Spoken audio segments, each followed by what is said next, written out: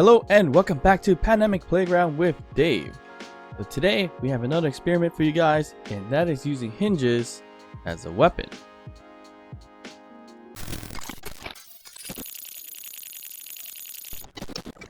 Alright, so you guys seen us use hinges as a wheel, you've seen hinges as an elevator, but what else can you do with these hinges?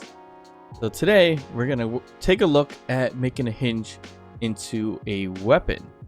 So what I mean by that is to take the hinges on a rotor, spin it as fast as I can, and release the hinge part and launch it against a vehicle, a wall, whatever the case is, to see if we can get some damage out of it. Alright, so I have it all set up here. I have a rotor here with several hinges that has no torque or they're off, whatever the case is, except for this one. This one is the one that is gonna detach and place a head or part and launch it against this wall and truck. And to do that, we can easily time it ourselves manually by pressing detach and add hinge head, or we do it all by a sensor. So the sensor is currently off, but when I turn it on, it is gonna detect, unfortunately, not the hinge chain itself, but the blocks back here. For some reason, the sensor doesn't want to sense the hinges when it's rotating pretty quickly, so that's why we added that end piece there. So let's take a look. All right, so let's turn on the sensor and let's get the rotor set up to spin as quickly as possible here. So maximum here, and it gotta turn it on. Okay, I'm gonna spin this guy as quickly as possible.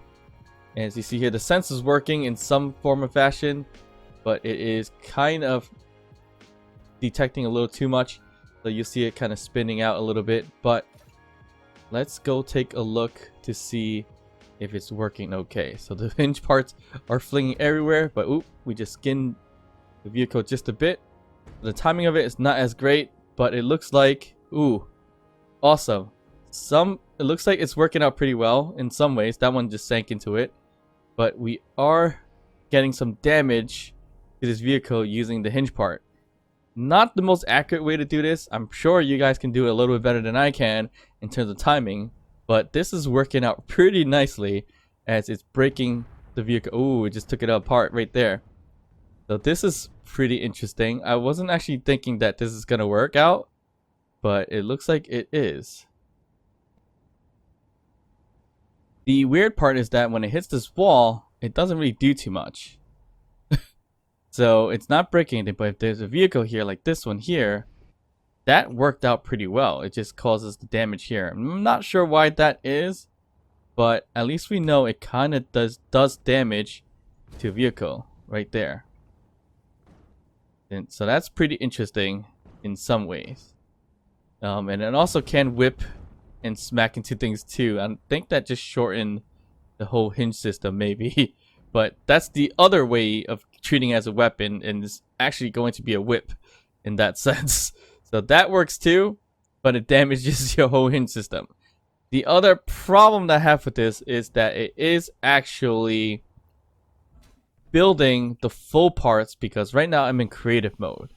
So what happens if we just have these as skeletal parts, meaning unwelded up kind of system? So I'm gonna have to check that out really quickly as well.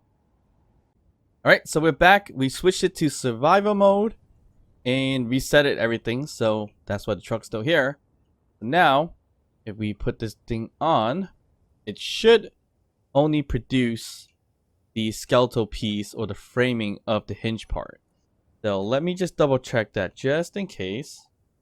So we go to this one, we add the hinge head.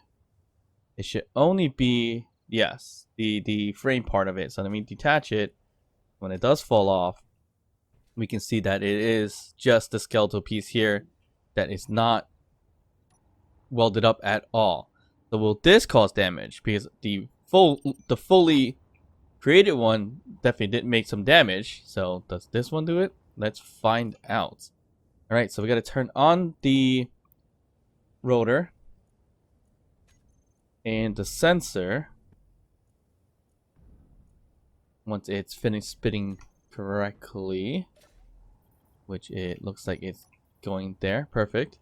Now we'll see the hinge part if it detects correctly. Hopefully soon. There. Will it cause damage? It looks like it's not gonna cause. Ooh, not sure what happened there. Oh, it does cause damage, and it just killed me.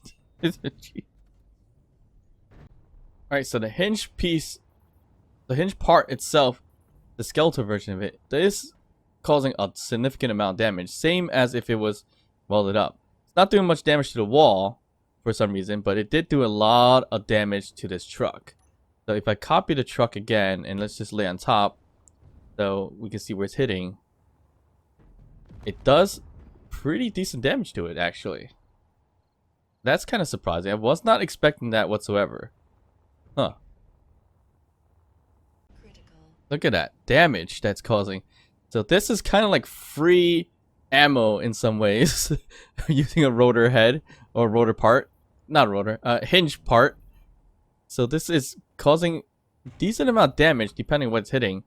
So as right there, it just bounced a little bit, but I'm not sure. Hitting the wheels is not doing too much, but hitting some of the blocks, it is breaking it. I'm not sure why it's not breaking this wall, but that's actually pretty decent in terms of damage. Huh. So that is a very, very interesting test to know that you can get some free damage off of a system like this.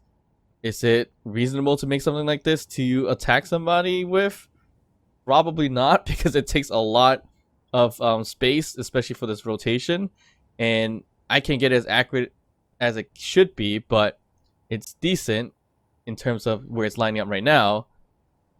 But it's not very practical in terms of the length of this thing. But maybe you could do a shorter version, but that's something I'm not going to test out in that sense. Alright, so the next test here, it looks like it's doing some damage to here when it's bouncing back.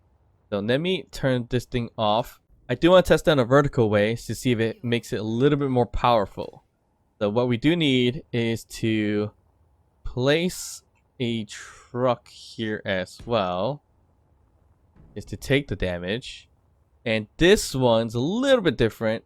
This one I added multiple rotors, because multiple rotors, when you spin them all, for some reason it generates more or faster RPMs for the whole entire system. So that way we can pick up more speed and then dump the rotor part or the hinge part and hit the truck over there.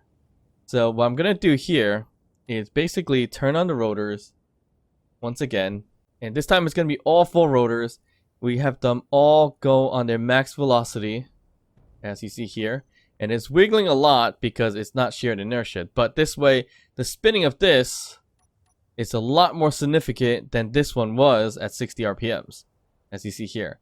I didn't put a sensor for this one, but I have the buttons here, detach and add hinge head. So that's going to work that way. And I'm just going to have to time everything to see if it kind of breaks this system in some sense. So in 3, 2, 1, boom. So that didn't do anything. Nope.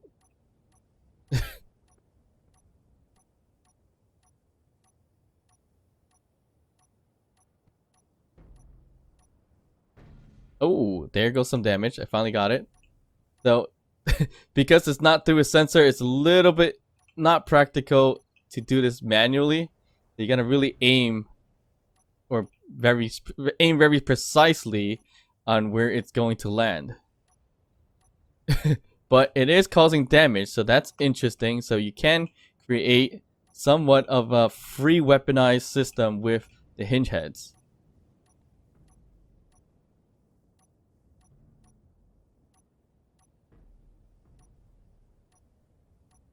So it's hitting the wheel and it's bouncing off, so that's interesting to note too.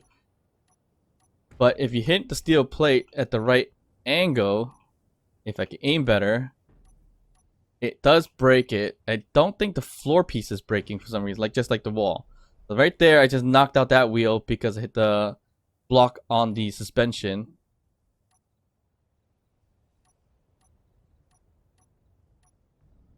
And yeah, this is actually causing significant damage to the truck itself. So that's interesting to note that it does work out pretty well. Does it cause more damage than that one? I don't think it did any big difference, to be honest. But it does work either way. Which one's more practical? Probably not that one, because that is clang waiting to happen. This one, not as much, and it's a little easier to put a sensor on. You could do the same thing with that one, but it's a little bit much more of a wiggle, so that's a little more dangerous to do. You can also, as I mentioned before, use it pretty much like a whipping system as well, if you really, really wanted to. It won't destroy the hinges like immediately, as you see there. It probably damaged it, but it didn't destroy it, so that's interesting. So you can use these. That broke it. So but you can use the chain system pretty much like a whip. So if you have a multiple of them, tentacle style, start spinning them, I'm sure it'll break something along the way. So that was an interesting test. Again, I wasn't expecting the part to really break anything, especially the unwelded piece, the skeletal piece or the frame piece, but it looks like it does. So that's free damage of a system. Although these are simple builds, I hope it does inspire you guys to make something similar to this or use this as some kind of weapon, which would be fairly interesting. And of course, let me know, share what you built so I can also check it out. And yeah, I've seen in the workshop where they use the rotor heads to launch them in some ways. So this that was the inspiration to kind of use the hinge head or hinge part to see if that causes damage.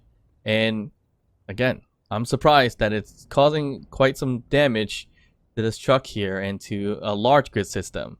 So that's a pretty interesting result to this experiment itself. Alright, so if you enjoyed this episode, this experiment, hit that thumbs up, like the video. Please feel free to leave a comment down below.